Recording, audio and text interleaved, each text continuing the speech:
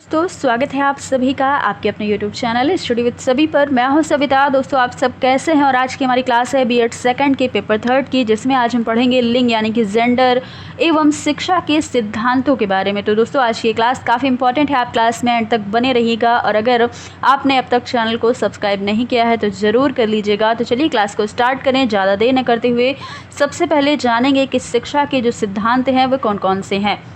देखिएगा, लिंग एवं शिक्षा से संबंधित मुख्य रूप से 4 प्रकार की नारीवादी विचारधाराएं देखने को मिलती हैं, जिन्होंने शिक्षा के क्षेत्र में अपना एक विशेष योगदान दिया है। तो पहला सिद्धांत है समाजीकरण सिद्धांत यानी कि सोशलाइजेशन थ्योरी। दूसरा है जेंडर अंतर सिद्धांत यानी कि जेंडर डिफरेंस और केयरिंग थ्योरी भी कहते हैं इसे हम। और तीसरा है संरचनात्मक सिद्धांत यानी कि स्ट्रक्चरल थ्योरी। और चौथा क्या है? विखंडन सिद्धांत, डीकंस्ट्रक्टिव थ्योरी। तो ये 4 प्रकार के सिद्धांत हैं, 4 प्रकार की थ्योरी हैं। इन्हीं को हम एक एक करके डिटेल में बहुत अच्छे से पढ़ने वाले हैं।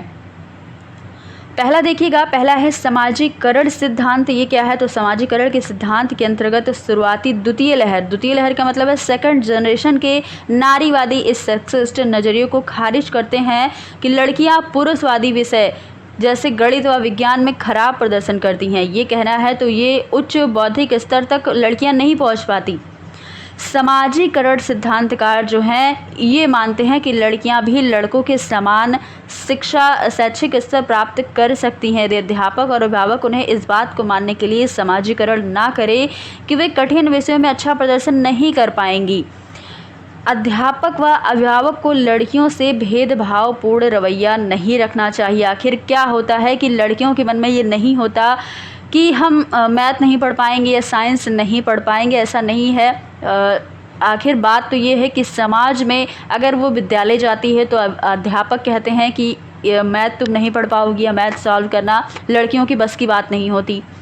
और घर में क्या होता है कि घर में अगर एक लड़का और एक लड़की है किसी अभिभावक की, तो वो क्या करते हैं, लड़कों से कहते हैं हाँ ये मैथ पढ़ लेगा और लड़की को आर्ट पढ़ा देते हैं। तो ऐसा करते कौन है? अभिभावक ही करते हैं और अध्यापक करते हैं। समाजीकरण जो भेदभावपूर्ण रहित है, इसी को बदलना है समाजीकरण सिद्धांत में। तथा उनके मन में क्या होता है कि कठिन विषयों का हवा बनाकर रखते हैं, तो ये हमें नहीं करना है। लड़कियों की सफलता की राह की जो बाधाएं हैं उनको हटाने के लिए यह आवश्यक है कि जेंडर निरपेक्ष शिक्षा प्रदान की जाए और इस प्रकार से ही विद्यमान पक्षपात रहित शिक्षा दे पाएंगे। साथ ही कुशल कर्मचारियों की संख्या में भी बढ़ोतरी हो, जिससे अंततः समाज ही लाभान्वित होगा। आगे देखिएगा, समाजीकरण को बढ़ाने के लिए कुछ क्षतिपूर्ति कार्यक्रम भी किए जा सकते हैं, जिनमें महिला रोल मॉडल को कक्षा में आमंत्रित करना या लड़कियों के लिए विज्ञान व गणित की कार्यशालाओं को आयोजित करना। समाजीकरण सिद्धांतकार इन सब के अतिरिक्त लड़कियों के लिए शैक्षिक उपचारों पर भी ध्यान देते हैं तथा कहते हैं कि यदि लड़कियों को आगे बढ़ाना है तो अध्यापकों और अभिभावकों तथा प्रशासकों को लड़कियों के साथ लड़कों के समान व्यवहार करना चाहिए। इस बात को क्रियान्वित करने में काफ़ी परेशानी तो आती है, क्योंकि अध्यापकों को न केवल लड़के लड़कियों के समान व्यवहार करना है, बल्कि उन्हें समाजीकृत रुझानों पर भी विजय प्राप्त करनी है, जो उनके लड़कों एवं लड़कियों के प्रति व्यवहार को आकार प्रदान करते हैं। और नारीवादी अध्यापक जो होते हैं वो अपनी कक्षा में लड़कियों पर ज़्यादा ध्यान दे सकने के कारण पक्षपातपूर्ण तथा व्यक्तिनिष्ठ भी नज़र आ सकते हैं, लेकिन ऐसा करने में उन्हें अभिभावकों और अन्य अध्यापकों का भरपूर सहयोग भी चाहिए होता है। तो ये क्या है? समाजीकरण सिद्धांत है, जिसमें हमें लड़कियों और लड़कों में भेदभाव नहीं करना है, समान शिक्षा देनी है।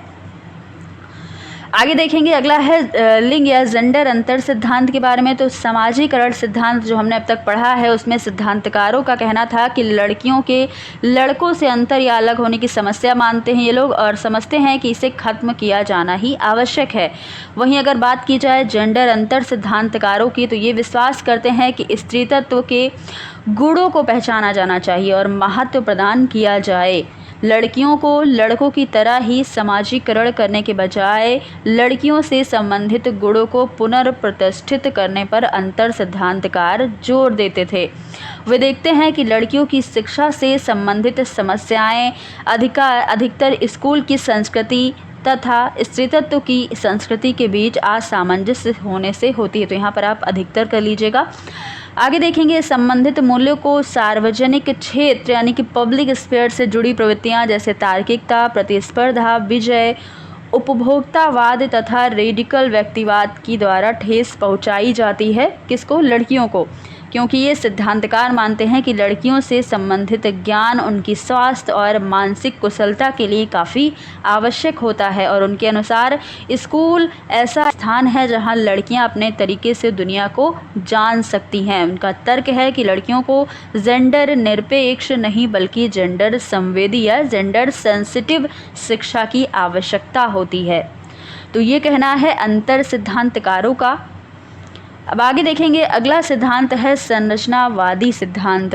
इसमें क्या होगा? तो लैंगिकता से संबंधित शिक्षा की समस्याओं को सुलझाने के दृष्टिकोण से इन चारों सिद्धांतों की प्रभावपूर्ण स्थिति हमें देखने को मिली है, जहां एक तरफ समाजीकरण, दूसरा अंतर सिद्धांत उदारवादी थे के माने जाते हैं उदारवादी, और वहीं संरचनात्मक तथा विखंडनवाद जो है ये सिद्धांत उत्तर आधुनिक रुझान की तरफ जाते हुए दिखाई देते हैं।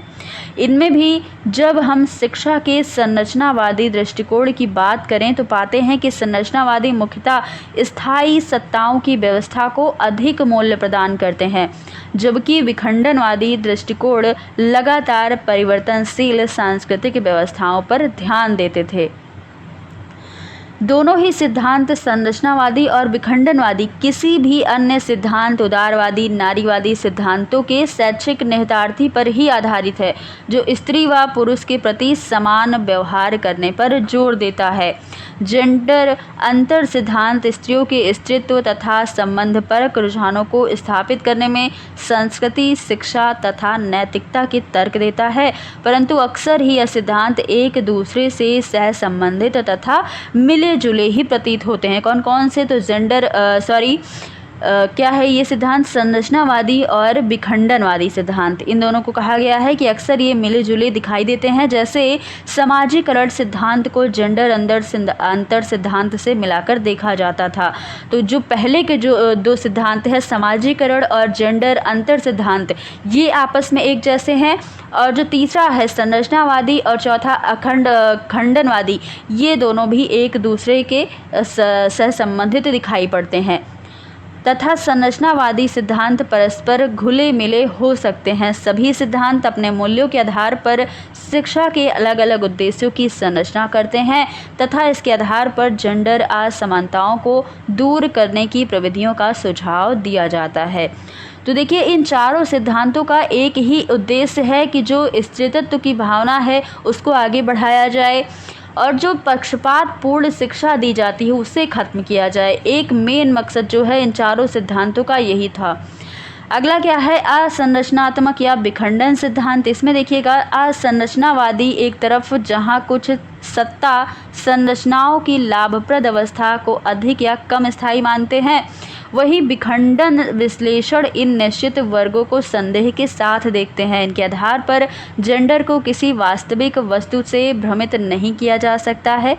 किसी वास्तविक तथ्य की ओर इशारा करने के बजाय जेंडर स्वयं में एक वर्ग ही है कि लिंग जो एक जैविक रूप निर्धारित वर्ग है, उसका राजनीतिक व्यवहारिक विकल्प के रूप में जेंडर एक क्या है? सामाजिक निर्मित को इंगित करता है। यानी कि जेंडर क्या है? समाज में बनाई हुई चीज़ है, अतः इसको परिवर्तित किया जा सकता है क्योंकि समाज ने बनाया है। हालांकि हम इसको प्राकृतिक मानकर देखने के आदी हो चुके हैं। हम यही समझते हैं कि यह प्राकृतिक नियम है, परंतु हमें यह समझना चाहिए कि जेंडर एक सामाजिक निर्मित है, इसे समाज के ही द्वारा बनाया गया है। जो वर्ग के इस प्रकार से प्राकृतिक या सामान्यीकरण कर दिए जाते हैं वे बहुत आसानी से बहिष्कृत किए जा सकते हैं। जैसे कि जेंडर समानता लाने के लिए बनी नीतियां सरल दिखाई पड़ती हैं, लेकिन यह नीतियां जेंडर को सीधे और स्पष्ट रूप से परिभाषित करने के कारण यह आवश्यक समझने लगती हैं कि समानता लाने के लिए जेंडर को वर्ग में रख दिया जाए, और इसका नतीजा हमें यह मिलता है कि इसमें अधिकारों को सुनिश्चित करने के बजाय नकारा जाना अधिक होता है। इसलिए विखंडन नारीवाद किसी भी वर्ग के समानीकरण या प्राकृतिक बताने के खिलाफ है तथा यह इस तथ्य को सामने रखते हैं कि जब समाज द्वारा निर्मित वर्ग है तथा समाज ही इसे बनाए रखने में मदद करता, विखंडन नारीवाद को उत्तर संरचनावाद और अन्य दूसरे उत्तर आधुनिक सिद्धांतों जैसे सांस्कृतिक सिद्धांत, स्वैत अध्ययन, नारीवाद विश्लेषण, मनोविश्लेषण आदि से प्रेरणा प्राप्त होती है और इन सभी सिद्धांतों की मदद से छात्र में संरचित पाठों को विखंडित कर पाते हैं। पहले से तैयार या रेडीमेड अर्थों को स्वीकार करने के बजाय छात्र पहले से स्थापित नजरियों को पुनः कार्य करके नए वैकल्पिक तथा उत्तेजक विविधिक अर्थ सुझा सकते हैं। देखिएगा, विखंडन सिद्धांत जो है इसका मतलब ये है कि जो जेंडर शब्द है ये समाज में बनाया गया है तो इसे हम विखंडित कर सकते हैं, इसे डीकंस्ट्रक्ट कर सकते हैं, फिर से दोबारा इसका खंडन किया जा सकता है क्योंकि समाज ने बनाया है। तो दोस्तों इन चारों सिद्धांत का जो मतलब था, जो उद्देश्य था वो आपको पता चल चुका है। तो दोस्तों ये थी हमारी आज की क्लास। आई होप आपको आज का ये समझ में आया होगा। अगर आपको क्लास अच्छी लगी तो ज़्यादा से ज़्यादा इस वीडियो को शेयर कर दीजिएगा। चैनल पर पहली बार हैं तो चैनल को सब्सक्राइब कर लीजिएगा। फिर मिलेंगे अगली क्लास में कुछ नए टॉपिक के साथ। धन्यवाद।